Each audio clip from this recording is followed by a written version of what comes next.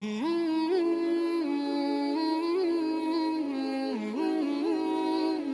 রে, তোর কাছে এত টাকা কেন? কই থেকে চুরি করছো? সত্যি করে কর, নাহলে তো তোর কাছে এত টাকা থাকার কথা না।